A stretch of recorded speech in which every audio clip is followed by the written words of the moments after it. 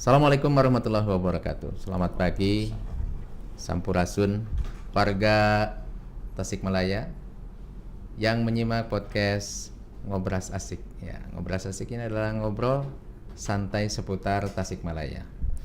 Dan pagi hari ini saya ditemani oleh AKBP Heri Sudrajat SH, betul Pak? Iya, kamu. Iya. Jabatan Kepala BNN Kota Tasikmalaya, Badan Narkotika Nasional. Sehat Bang? Alhamdulillah kamu. Sehat kamu. Alhamdulillah. Ya. Hari ini saya undang beliau buat ngobrol-ngobrol seputar tentang narkoba. Mangga sih. Narkoba, saya masih bingung nih. Ada narkoba, ada narkotika, Iya.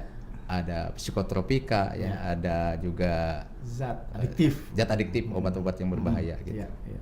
Saya masih awam nih Pak. Iya. Mungkin juga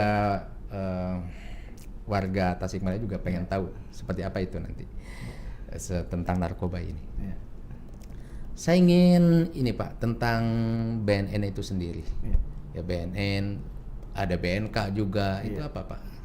BNN. Jadi kalau kita bicara BNN itu adalah satu lembaga instansi vertikal ya. Sesuai dengan Undang-Undang 35 tahun 2009 itulah dibentuklah BNN, Badan Narkotika Nasional, gitu kan, baik dari tingkat pusat, provinsi, ya, terus kabupaten dan kota, gitu kan. Betul. Nah sementara kalau BNK, N-nya hanya satu ya, Kang Momon ya, Badan Narkotika Kabupaten ataupun kota, gitu kan. Yeah. Nah ini biasanya berada di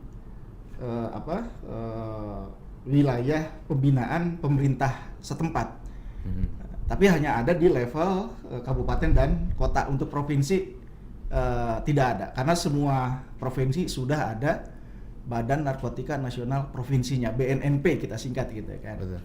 Nah dari kabupaten kota ini baru ada 173 Badan Narkotika Nasional baik kabupaten maupun kota istilah. Jadi masih banyak juga kabupaten kota di Indonesia yang belum memiliki BNN-nya istilahnya gitu ya. Gitu. Kewenangan sendiri BNN Pak gimana? Nah sesuai dengan dasar amanah pembentukannya, ya, kemudian kewenangannya. Jadi sesuai dengan amanah Undang-Undang 35 tahun 2009, kita diberi kewenangan, diberi tugas gitu kan,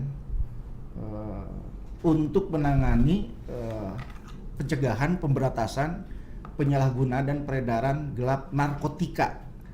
Nah, jadi yang kita lakukan konteksnya dalam P4G ini adalah jenis narkotikanya, Kang Momon. Ya. Jenis narkotika. Ya, jenis narkotika. Sementara kan ada istilahnya tadi kan narkoba, ada istilahnya psikotropika, ada istilahnya obat-obat berbahaya atau zat adiktif. Jadi BNN hanya diberi kewenangan untuk menangani permasalahan narkotika. Titik. Narkotika saja. Ya, narkotika saja. Nanti kita jenis-jenisnya apa saja, ada penggolongannya juga ya di Undang-Undang 35 itu ya, Kang Momon ya. Betul. Gitu kan. Nanti juga mungkin ada tampilan slide gitu kan, saya sampaikan apa sih yang dimaksud dengan narkotikanya itu sendiri gitu, Kang Momon. Jadi hanya seputar narkotika saja. Ya, Pak? itu. Narkotika, sedangkan kayak psikotropika, kemudian penggunaan obat-obat yang berbahaya lainnya itu berarti kewenangan siapa Pak itu? Nah, di satu sisi untuk penegakan hukum narkoba gitu kan, itu bukan hanya BNN saja. Nah, ini ada yang memiliki kewenangan juga gitu kan, aparat penegak hukum. Dalam ini adalah Kepolisian Negara Republik Indonesia melalui Satuan Narkoba ya, yang ada di tingkat kabupaten ataupun kota maupun di tingkat provinsi gitu ya. Di tingkat provinsi kan ada Direktorat Narkoba gitu kan. Nah, di kepolisian itu memiliki kewenangan yang lebih luas, Kang Momon. Jadi narkotikanya bisa ditangani gitu kan, psikotropikanya juga bisa gitu kan, termasuk ya obat-obatan juga istilahnya bisa gitu kan. Jadi itu yang membedakan tuh ruang lingkup kewenangannya yang membedakannya, Kang Momon istilahnya. Kalau BNN tadi hanya berwenang menangani narkotika, tapi kalau di kepolisian, nah itu dia lebih luas kewenangannya gitu kan. Narkotikanya bisa, psikotropikanya bisa gitu kan. Obat-obat berbahayanya juga bisa gitu Kang Momon. Oh. Kelembagaan BNN sendiri berarti instansi vertikal. Iya, ya? betul, Dari instansi pusat. vertikal, iya. Itu gabungan dari anggota apa sih? Ya, Polri kebetulan saya aktif dari juga ya? anggota Polri Kang Momon. Masih aktif. Jadi gabungan kepolisian. Iya, dari kemudian- kepolisian ada, dari TNI-nya TNI juga ada, terus dari kejaksaan, terus dari ASN yang lainnya juga ada Kang Momon. Lengkap Tapi insya Allah. fokus di BNN. Iya, fokusnya di BNN gitu kan. Ada yang sudah organik gitu ya. Mhm. Atau istilahnya kalau di polisi ini BKO lah istilahnya BKO, gitu kan. Iya, gitu. Siap. Katanya Indonesia itu darurat narkoba katanya. Sedarurat apa sih Pak? Kemudian di sini banyak penduduk yang menyalahgunakan narkoba. Saya pengen tahu tuh, mungkin nanti ada rata-rata pengguna usianya berapa tahun, Iya. gitu. Kemudian apakah perempuan, apakah profesi tertentu misalkan Iya. gitu. Mhm. Gimana Pak? Sedarurat apa sih narkoba? Jadi Indonesia. pernyataan Indonesia berada dalam kondisi darurat narkoba ini disampaikan oleh Presiden Joko Widodo di Kalimantan tahun 2015, Kang Momon. Mhm. Jadi beliau menyatakan bahwa Indonesia berada dalam kondisi darurat narkoba, gitu kan. Ini adalah satu bentuk keprihatinan istilahnya, warning juga bisa kita maknai ya seperti itu ya Kang Momon, gitu kan. Bahwa angka penyalahgunaan narkoba di Indonesia ini masih cukup tinggi Kang Momon. Walaupun tetap dari tahun ke tahun ada tren penurunan. Gitu ya. Nah, BNN sendiri setiap 2 tahun Kang Momon melaksanakan survei gitu kan. Kita sebut istilahnya survei prevalensi karena di situ kita bicara angka-angka gitu kan. Terus latar belakangnya, faktor penyebabnya gitu kan. Nah, survei terakhir kita di angka 1,73%.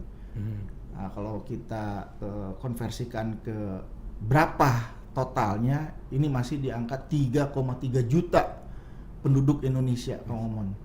Jadi ini satu keprihatinan kita juga, Kang Momon, tapi kita juga tetap berupaya ya untuk terus menekan ya angka prevalensi ini gitu kan.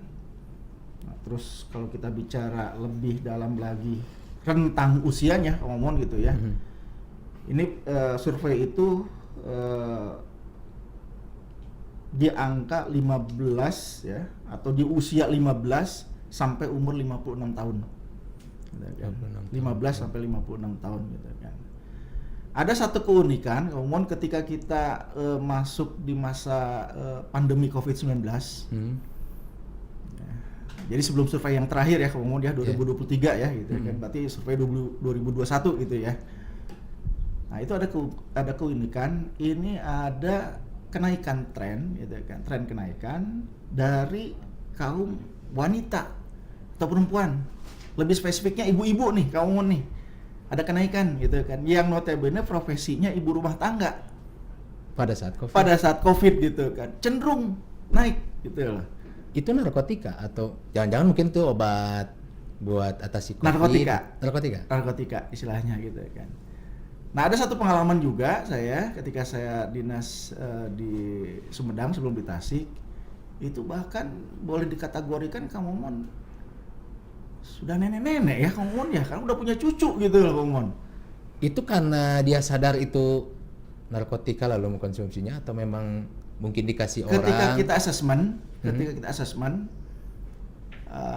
ibu-ibu ini gitu kan, memang sendiri hidupnya karena anak-anaknya sudah besar, gitu kan. Ya mungkin karena pengaruh dari luar gitu kan. Yang jelas faktor lingkungan juga cukup besar Kang Momon di sini, gitu kan. Akhirnya dia coba-coba, ketahuan lah sama anaknya, gitu loh. Ketika anaknya ya mungkin ke rumah ibunya ini gitu kan, sabu dia loh pakainya loh Kang Momon, sabu loh. Nah, alhamdulillah dilaporkan ke BNN, kita rehab Kang Momon. Nah, cuman saya nggak sampai tuntas ya karena saya keburu Itu alih kasus tugas di di Sumedang. Sumedang. Tapi yang bersangkutan ini aslinya orang Subang. Subang. Orang Subang, ya. Itu. Saya pengen ini, Pak. Pengen tahu tentang itu jenis-jenis narkobanya dulu, biar saya paham itu di situ. Oke ya. Ada narkotika, mungkin ada slide yang mungkin bisa dibantu. Narkotika itu apa saja? Oke. Psikotropika itu apa saja? Ya, jadi gini Kang Momon. Istilah narkoba sebenarnya ini ada 3 makna yang kita pahami ya. Narkoba ini akronim sebenarnya. Ya, akronim singkatan ya gitu kan. Narnya itu adalah narkotika ya. Nanti kita akan bahas narkotika. Yang keduanya ada di situ psikotropikanya, koknya narkoba. Ba-nya adalah obat-obat berbahaya. Kalau kita bicara narkotika, tadi saya sampaikan di awal, ini ada Undang-Undang 35 2009 tentang narkotika. Nah, nanti ketika kita bicara psikotropika ada undang-undangnya juga. Ketika kita bicara obat-obatan gitu kan yang berbahaya ada undang-undangnya, lebih kita kenal undang-undang kesehatan gitu kan. Nah, sementara kalau kita sekarang bicara jenis ya banyak sekali khusus narkotika Kang Momon. Ini data NPS ya, New Psychoactive Substansi, ini lebih dari 1150 jenis NPS yang sudah beredar di dunia loh ya. Bayangkan 1151 NPS New Psychoactive Substansi, berarti kan jenis-jenis narkotika baru ini. Nah, sementara kalau kita bicara jenis yang boleh dikatakan dalam tanda petik ya kemudian ya peminatnya nih, demandnya cukup banyak gitu ya. Ya masih tetap ganja. Nah, itu jenis narkotika ganja. Terus yang keduanya ada sabu kamu nih. Ya. Coba di gitu ya. tampilan lagi. Ada sabu. Tadi ada. Saya pengen. Nah, ini ganja atau bahasa ganja habis ya. Ganja masuknya berarti narkotika. Narkotika. Lebih spesifiknya lagi masuk narkotika golongan 1. Ganja ya gitu kan. Pembagian golongan itu ya ada 3 berdasarkan dampak. Berdasarkan dampak dan pemanfaatannya. Untuk apa ini golongan 1? Untuk apa golongan 2? Untuk apa golongan 3 istilahnya gitu kan. Ya. Terus sabu gitu kan. Ya. Ini memang masih demandnya masih banyak lah Kang Momon ya gitu kan. Ini narkotika Kang Momon ya. Terus ekstasi gitu kan. Ini salah satu jenis psikotropika juga gitu kan. Tembakau gorila. Ah, ini jenis narkotika Kang Momon nih. Tembakau gorila. Ya gitu kan. Kayak rokok mungkin ya. Jadi dia ini saya pernah melihat bentuknya, kebetulan di Sumedang pernah ada ungkapan waktu saya dinas band di Sumedang. Jadi sebenarnya bahan bakunya ini dia dari tembakau. Tembakau biasa ya, tembakau. Nah, dicampur dengan zat kimia yang menyerupai, efeknya itu ganja, bahkan kecenderungannya lebih dahsyat dari ganja gitu kan. Jadi tapi dia kimia. Nah, dicampur dia. Jadi gitu tembakau kan. tuh hanya itunya. Ya, dengan medianya aja aja. istilahnya gitu kan. Gitu. Nah, sementara di sini ada Aprazolam, Trihex gitu kan, masih banyak yang lain ya sebenarnya. Nah, ini kategorinya obat-obat berbahaya yang penggunaannya jelas ini memerlukan resep dari dokter gitu kan. Kalau psikotropika itu kayak gimana, Pak? Nah, ini tadi yang contohnya yang ekstasi tadi istilahnya. Ya, gitu. Masuk kategorinya psikotropikanya juga istilahnya gitu kan. Narkotika berarti sabu tadi ya? Masih banyak sebenarnya Kang Momon. Kalau kita bicara jenis-jenis ini ada heroin gitu kan, ada morfin ya gitu kan. Tapi itu boleh dikatakan demandnya kurang istilahnya. Tetap yang menjadi favorit ini Kang Momon nih. Yang ini. 2 ini untuk jenis narkotika ya gitu kan. Nah, untuk obat-obatan ini Aprazolam, Trexpendil gitu kan, Heximer. Nah, itu bahkan untuk obat-obatan kayak gini Kang Momon ya, ada yang home industry loh Kang Momon. kita nggak bicara masalah higienitasnya ya, Ya. bahan bakunya dari mana istilahnya, kebersihannya seperti apa gitu kan, efeknya bagaimana gitu kan. Ini sebenarnya obat resmi pabrikan ini gitu kan, tapi ada yang memalsukan. Tapi dia jelas tidak akan mungkin pakai pakai merek seperti ini istilahnya gitu lah. Nah itulah obat-obatan. Jadi 3 ya komponen narkoba itu, narkotika, psikotropika, dan obat-obat berbahaya itu. Mengenai ganja Pak, saya pernah lihat di YouTube itu. Ya. Ada sebagian orang yang merasa terbantu dengan penggunaan ganja. Ketika dia sakit, Ya. gitu ya. Dengan sakit itu dia menanam ganja, Ya. lalu sembuh dengan ganja itu. Ya. Sehingga ada upaya gimana caranya ganja ini menjadi legal. Legal ya. Gitu. Ya. Nah, tanggapan BNN sendiri gimana tuh mengenai legalitas ganja nih? Saya perjelas lagi, ganja masuk kategori ataupun masuk golongan narkotika 1. Ya. Ada golongan 1, 2, dan 3 ya, narkotika. Ganja masuk golongan 1. Maknanya golongan 1 itu, Komomon, itu hanya boleh digunakan dalam rangka pengembangan ilmu pengetahuan secara terbatas, titik. Nggak ada kalimat-kalimat lain atau kata yang lain, nggak ada. Sementara ganja tadi saya katakan masuk kategorinya golongan 1. Tadi Kang Momon mengatakan katanya ganja bisa digunakan dalam terapi medis gitu ya, untuk pengobatan. Nyambung nggak kira-kira dengan makna golongan 1 tadi? Nggak ya? Kan hanya untuk pengembangan ilmu pengetahuan golongan 1. Nggak boleh untuk hal yang lain, nggak boleh. Titik, jelas itu undang-undangnya itu. Nah, jadi kalau buat BNN sih simple aja istilahnya, ketika ada satu fenomena ataupun adanya satu perkembangan ilmu pengetahuan dan teknologi, ya kami sampai saat ini menggunakan Undang-Undang 35 2009 seperti itu, ya kami tetap mengatakan bahwa ganja tidak boleh. Tidak boleh. Gitu ya. Walaupun katanya ada sebagian yang menggunakannya untuk bumbu masakan gitu. Pernah dengar itu katanya? Saya belum ini ya, belum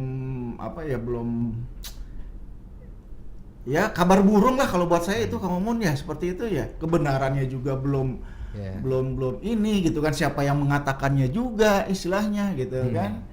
Nah, kalau kita ke teman-teman kita yang misalnya saudara-saudara kita yang di Aceh misalnya gitu kan, nggak juga dia mengatakannya, nggak seperti itu juga gitu. Enaknya memang enak murni gitu. Yang jelas bagi BNN itu masuk kategori narkotika, dan ketika penggunaannya itu jelas melanggar undang-undang, mesti ditindak lanjut. Iya, harus kita tindak gitu kan. Dengan argumentasi dia misalnya nanam Pak buat ini, saya memang pernah sih ya, bahkan di Jakarta ya sempat viral ya gitu kan. Ada orang tua yang ini gitu kan, di CFD ya kalau nggak salah ya waktu itu ya, di Bundaran HI gitu kan. Tapi ya sikap kami ya tetap undang-undangnya begini ya, ini istilahnya. Selagi belum dirubah ya seperti ini loh undang-undangnya gitu kan. Negara lain yang membebaskan atau melegalitas ganja itu sudah ada Pak? Untuk kawasan ASEAN ya, Komomon yang saya tahu gitu kan, ini Thailand. Tapi yang saya dengar juga gitu kan, dari informasi dari buletin kita gitu kan, dari berita-berita internal yang berada di BNN, 2024 Thailand akan mencabut legalisasi ganja gitu kan. Karena malah tambah buruk. Itu Komomon, faktanya itu loh. Dampaknya lebih buruk, Komomon. Peredaran gelapnya lebih buruk istilahnya gitu loh. Lebih meningkat maksud saya gitu kan ya, peredaran gelapnya gitu loh. Malah satu sisi narkotika tetap diperlukan, Komomon, tetap diperlukan. Gitu kan. Tetap diperlukan untuk medis, untuk pengembangan ilmu pengetahuan gitu. Kan buat apa ini kan dibuat ya kalau tidak ada manfaatnya istilahnya gitu kan ya. Tapi yang kita perlu waspadai adalah penyalahgunaan ya dan peredaran gelapnya gitu loh, Kang Momon. Itu yang harus kita waspadai gitu loh. Disalahgunakan. Nah, itu disalahgunakan istilahnya gitu kan. Overdosis lah akhirnya dan sebagainya gitu kan. Bahkan saya punya pengalaman nih Kang Momon nih, ini agak ngeri-ngeri sedap ya Kang Momon ya gitu kan. Sama waktu lagi COVID nih Kang Momon nih. Waktu itu anggota kami sedang melakukan penyelidikan di lapangan sampai akhirnya kita bisa mengungkap itu ada salah satu jenis narkotika gitu kan. Namanya itu Suboxone. Ya. Setelah kita pelajari gitu kan, itu Suboxone itu masuk narkotika golongan 3. Golongan 3 ini memang pemahamannya adalah bisa digunakan dalam terapi medis secara terbatas. Ya, gitu kan. Nah, tapi ada fakta yang lain yang kita pahami juga bahwa pemerintah ini sudah melarang penjualan dari Suboxone ini tahun 2019. Tapi faktanya peredaran gelapnya ini Kang Momon. Obatnya kecil Kang Momon, kecil. Nggak lebih besar dari kancing baju kita ini. Pengakuan dari tersangka yang kita amankan, dia beli seharga 300.000 ya, satu butir. Jadi narkotika relatif mahal ya Kang Momon ya, dibanding obat-obatan nih Kang Momon nih. Ini obat-obatan murah loh Kang Momon loh. Ada yang 10.000, udah paket hemat Kang Momon. Asli 10.000 dapat 15 biji obat-obatan ya yang tadi yang legal ya istilahnya, yang industri gitu. Tapi kalau narkotika ini relatif mahal Kang Momon.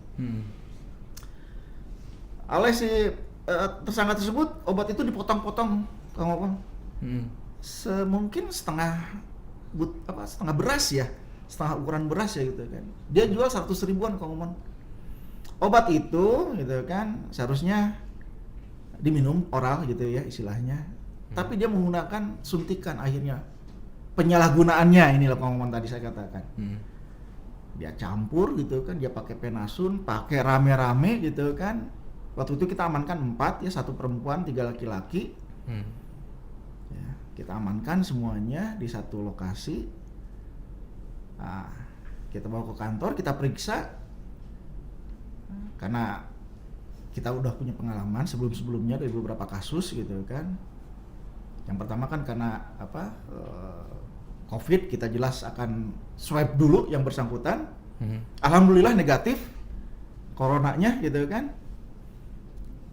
Yang kita khawatirkan akhirnya terjadi apa Kang Momon? HIV-nya semuanya positif. 4-4-nya positif HIV. Yang perempuan, yang laki-laki gitu kan. Karena apa? Ya itu tadi. Dan dia menggunakan ya suntik ya. Penasun tadi ya, penasuntik istilahnya gitu kan. Pakai sama-sama. Dari satu tubuh orang ke orang yang lainnya itu. 2 kasus Kang Momon saya menangani kasus narkotika jenis Suboxone ini gitu. Momon, gitu kan. Untuk di lingkup Kota Tasik sendiri Pak gimana Pak? Sementara untuk di Tasik gitu ya. Jadi saya bicara ketika saya masuk ya, saya masuk di Tasik 2003 September Kang Momon gitu kan. Ada satu kasus yang kita sedang tangani gitu kan. Ini kategorinya buat kami istilahnya barang temuan. Jadi berdasarkan koordinasi komunikasi dengan rekan-rekan kami se-Indonesia gitu kan. Ini udah jadi semacam satu pola kami ya gitu kan. Untuk saling menguatkan, saling berbagi informasi gitu kan. Nah, ini ada kiriman barang gitu kan dari salah satu provinsi ke Tasik gitu kan. Dan alhamdulillah kita memang sudah berkoordinasi dengan beberapa jasa ekspedisi di sini Kang Momon gitu ya. Dan memang ini metodenya dia menggunakan paket gitu kan. Dikirim ke Kota Tasik gitu kan. Tapi sangat disayangkan ini tersangkanya ataupun penerimanya ini belum kita ungkap, belum sempat kita ungkap gitu kan. Karena memang ada keunikan kasus yang kami tangani ini. Yang pertama apa? Ada penyesatan di alamatnya itu Kang Momon. Baik alamat pengirim maupun alamat penerima istilahnya, termasuk nomor handphone. Nah ini juga sekedar tambahan ya Kang Momon ya, di luar konteks kita membahas narkoba gitu kan, makanya kita perlu pengamanan data pribadi kita gitu kan ya. Ini salah satunya ini kalau disalahgunakan oleh pihak yang nggak bertanggung jawab ini. Jadi maksudnya dikirim ke katakanlah ke si A, alamat Ya si ke A. si A gitu kan. Nanti misalkan si betul-betul Tapi pemesannya si B gitu. Alamat yang ditujunya ini disesatkan kamu mon. Contoh misalnya hotel X gitu ya. Dia X plus gitu lah. Tapi kan kita paham. Oh yang dimaksud hotel X plus tuh ini gitu loh. Kecamatannya aja diplesetkan istilahnya gitu kan. Misalnya kecamatan apa gitu kan, dia plesetkan. Tapi kan kita akhirnya kan analisa kita kan matan, oh ini maksudnya kecamatan ini loh gitu. Gitu kan. Untuk menutupi jejak. Iya, menutupi jejaknya gitu kan. Kita pantau selama 4 hari gitu kan anggota gitu kan. Tapi kemungkinan ya dia juga sudah pasang mata-mata juga istilahnya gitu ya. Jadi tapi ya untuk barang buktinya kita amankan gitu kan, barang buktinya. Pak, kalau misalkan katakanlah seseorang itu ditangkap atau diamankan BNN. Iya. Itu pasti dipenjara kah? Atau direhabilitasi kan? Itu yang menentukan oh ini mah dipenjara, oh ini mah rehabilitasi. Itu gimana Pak? Nah, membedakannya tuh. Jadi gini Kang Momon ya, ini juga dimanapun istilahnya kapanpun ketika saya bersilaturahim dengan masyarakat gitu ya, ketika ada kegiatan bintek atau sosialisasi gitu kan, memang banyak pertanyaan dari masyarakat gitu kan, Pak anak saya begini Pak kemarin akhirnya harus begini lah misalnya gitu ya, tadi kata Momon gitu kan, diancam bakal dipenjara gini-gini padahal kan anak saya begini-begini gitu kan. Nah jadi untuk di BNN Kang Momon ada SOP-nya Kang Momon ya. Yang mana ketika BNN menangani satu perkara atau kasus tindak pidana narkotika gitu kan, ini ada beberapa boleh dikatakan metode yang akan kita terapkan gitu kan, yang akan kita laksanakan. Contoh misalnya begini Kang Momon, kita mengamankan seorang ya, singkatnya ya ini ya, saya cerita singkatnya ya, kita mengamankan seorang, kita ya periksa geledah gitu ya untuk mendapat barang bukti dan sebagainya gitu kan, termasuk nanti tes urinnya juga gitu kan. Kan ada beberapa kemungkinan Kang Momon, ketika tes urin dia negatif, tapi ada kemungkinan juga positif, ada gitu kan. Ini mah opsi ya gitu kan. Terus yang kita perhatikan juga apa Kang Momon? Berapa jumlah barang buktinya ini Kang Momon? Karena di sini kita ada pedoman dari Mahkamah Agung. Kita singkat SEMA, Surat Edaran Mahkamah Agung. Yang intinya gitu kan kita pahami, SEMA itu adalah bicara terkait dengan berapa gramisasi jenis-jenis narkotika ketika kita melakukan pengamanan itu. Contoh misalnya ada seseorang kita amankan, kita geledah, didapatkanlah ganja misalnya ya, contohnya ya ganja ya. Kita amankan nih, ada barang buktinya nih. Begitu kita timbang barang buktinya ini gitu kan, dia 4 gram gitu kan. Karena di SEMA itu maksimal mengatakan 5 gram maksimalnya. Jadi ini salah satu patokan ketika tadi Kang Momon mengatakan apakah dia dipenjara atau direhab gitu ya Kang Momon ya. Jadi berat barang bukti itu salah satu ini juga pertimbangan kita untuk melanjutkan perkara ini mau dibawa kemana arahnya gitu, lanjut persidangan atau rehabilitasi. Kalau misalkan gitu. di bawah sekian gram, berarti ini mah hanya sekedar level pemakai. Nah, gitu. Nanti ketika kita bisa menentukan sampai ke situ, Kang Momon gitu kan, ada yang namanya tim asesmen terpadu atau disingkatnya TAT. Nah, nanti kita akan mengundang Kang Momon, bukan hanya BNN aja Kang Momon di situ. Ada dari pihak kejaksaan, ada dari dokternya. Ya, terus nanti dari penyidik pihak kepolisian pun kita undang. Jadi intinya tim asesmen terpadu itu akan dibagi menjadi 2 tim medis dan tim hukum. Ya. Ya, tim medis nanti dia akan mengasesmen. Dia akan bertanya, melakukan pendalaman, wawancara gitu kan, terkait dengan contoh misalnya yang dia tanyakan gitu kan, oleh tim medis ini sejak kapan dia menggunakan narkotika, jenis apa, faktor penyebabnya, berapa lama dia ininya. Kurang lebih seperti itu ya. Sehingga nanti tim medis akan membuat satu kesimpulan dan rekomendasinya apa.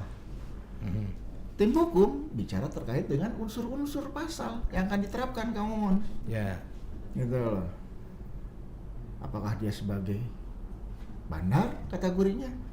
Apakah dia sebagai pengedar, penjual, Kang Momon ya? Atau dia sebagai kurir?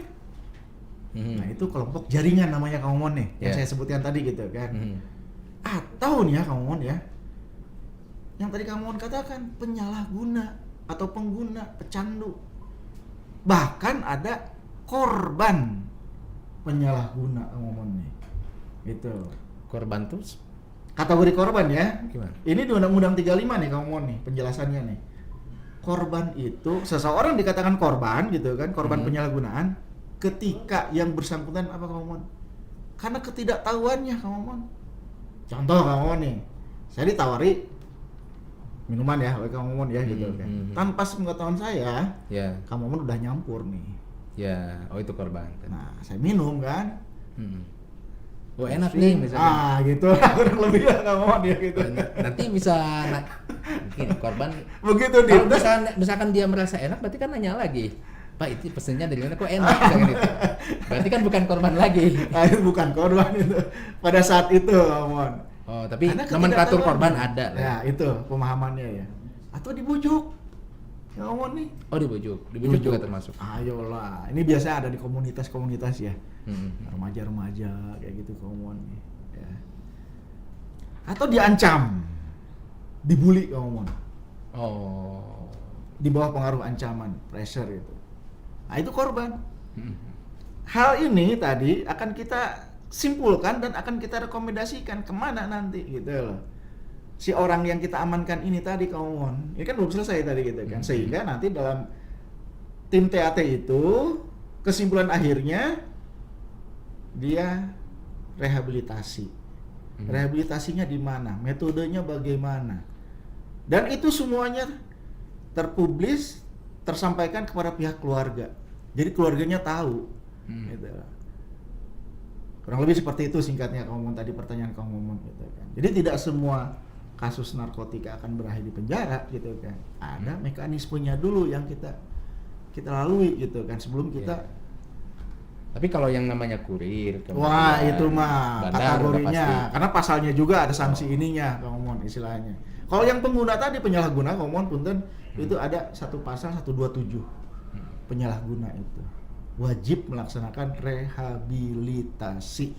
Output dari rehabilitasi itu berarti dia lepas dari ketergantungan itu. Ya, insya Allah gitu kan. Nanti juga kita metodenya kan kita rekomendasikan di mananya lokasinya gitu loh rehabilitasinya seperti itu. Oke, kemudian nanti tanggal 26 Juni itu ada satu hari yang diperingati bernama HANI ya. Ya, Hari Anti Narkotika Internasional. Ya. Tahun ini ngambil tema apa, HANI itu? Jadi ada dua Momon ya tema dari HANI itu sendiri dan kita memang melaksanakan hari peringatan anti narkotika ini dengan makna kita keprihatinan ya. Nah ini Momon tema internasionalnya the evidence is clear, invest in prevention istilahnya gitu kan. Bahwa pencegahan lah di sini ya. Ini konteksnya ada pencegahannya di sini dan memang itu salah satu tugas dari BNN ya, pencegahan gitu kan. Lalu tema nasionalnya, Momon ini masyarakat bergerak bersama melawan narkoba mewujudkan Indonesia bersinar, Indonesia bersih narkoba. Bukan hanya narkotika aja, narkobanya di sini juga kita inginkan benar-benar bersih gitu kan. Jadi ini adalah salah satu bentuk perlawanan ya. Perlawanan masyarakat gitu kan. Dunia di sini Kang Momonnya bukan hanya Indonesia gitu kan Kang Momon ya. Ini dunia memperingati gitu kan bahwa permasalahan narkoba adalah musuh kita bersama gitu kan. Musuh umat manusia gitu. Oleh karena itu ya kita harus bersama-sama di sini gitu kan. Gitu. Jadi HANI itu preminya adalah upaya membangun kesadaran masyarakat untuk sadar akan bahaya Bahaya. tentang Ya. narkoba itu. Gitu. Bukan satu perayaan. Wah, nggak jauh dari hura-hura, nggak ada itu ngomong istilahnya. Bentuk keprihatinan, sosialisasi, bakti sosial mungkin seperti itu, kamu ngomong gitu kan. Dan nanti untuk di Indonesia, ngomong ya, ini ada satu kegiatan, kita akan melaksanakan deklarasi anti narkoba masyarakat pesisir dan perbatasan se-Indonesia yang dipusatkan di Dumai. Ya, tanggal 26 nanti kamu. Nah, untuk tingkat Jawa Barat nanti akan dipusatkannya di Pangandaran. Oke, Bang, ini mengenai agar masyarakat itu tidak menggunakan narkoba. Ya. Seperti apa Pak pesannya? Ketika saya itu tadi ada kegiatan ya, mengamankan gitu kan saudara-saudara kita gitu kan, baik itu konteksnya ada laporan dari masyarakat ataupun kita melakukan kegiatan bersama-sama razia gitu kan. Sering saya bertanya ke Momon, apa sih atau kenapa sih kamu menggunakan narkoba gitu kan? Dua jawaban yang saya dapatkan secara umum ya, ngomong gitu kan. Yang pertama, mereka ingin tahu, kamu penasaran, kepo lah mungkin ya bahasa anak-anak sekarang. Yang keduanya, coba.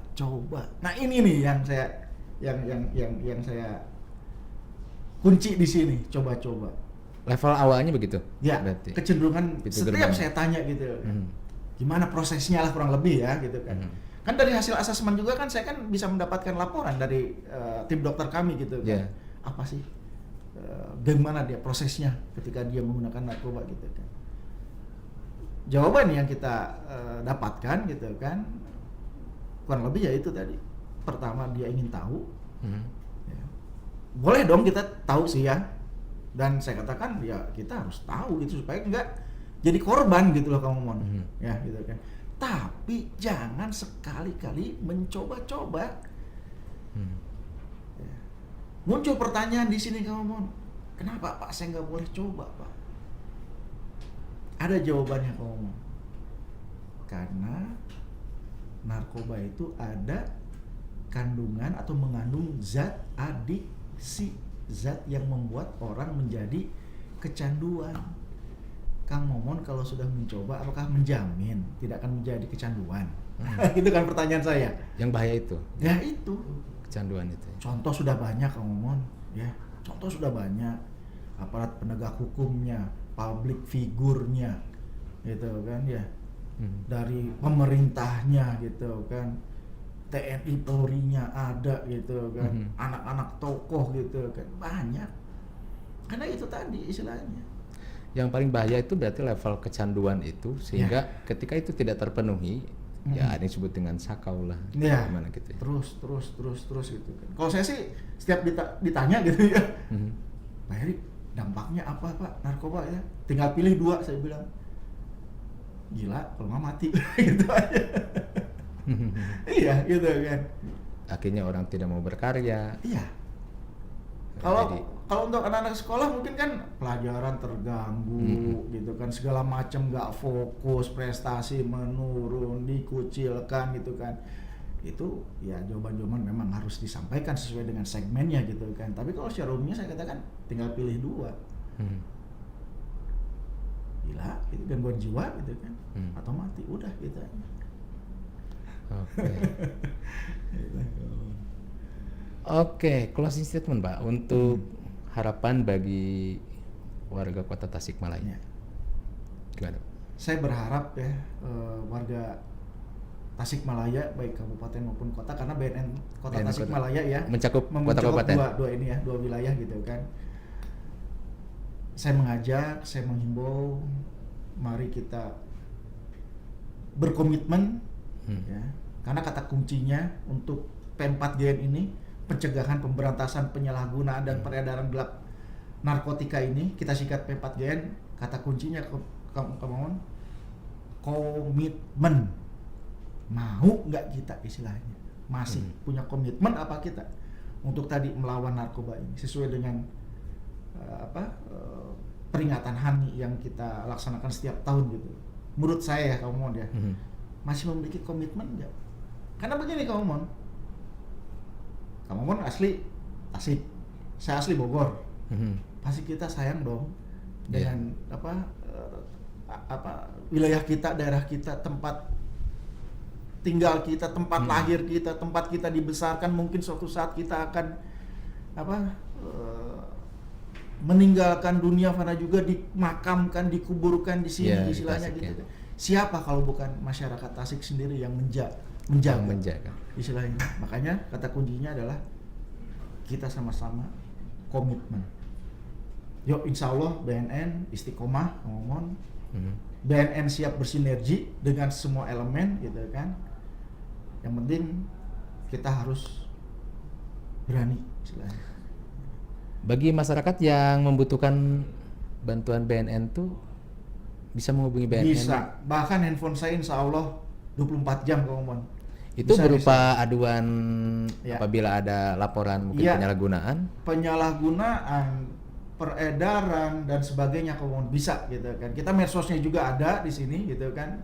Punya istilahnya gitu kan. Dan bahkan setiap saya berkunjung, ini nomor handphone saya, mangga silahkan Pak istilahnya, hubungi saya. Dan alhamdulillah ada respon tetap gitu kan. Dan terbuka bagi masyarakat yang pengen ada penyuluhan lah ya gitu tentang bahaya narkoba ini. Ya, kita fasilitasi Kang Momon. Setiap ada permintaan dari masyarakat atau berbagai pihak untuk ini, kita fasilitasi.